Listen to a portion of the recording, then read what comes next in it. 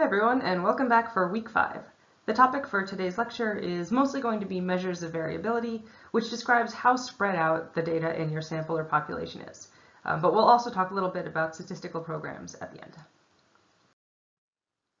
So measures of variability. All the measures of variability that we're going to talk about today are for numerical variables, so interval or ratio level variables.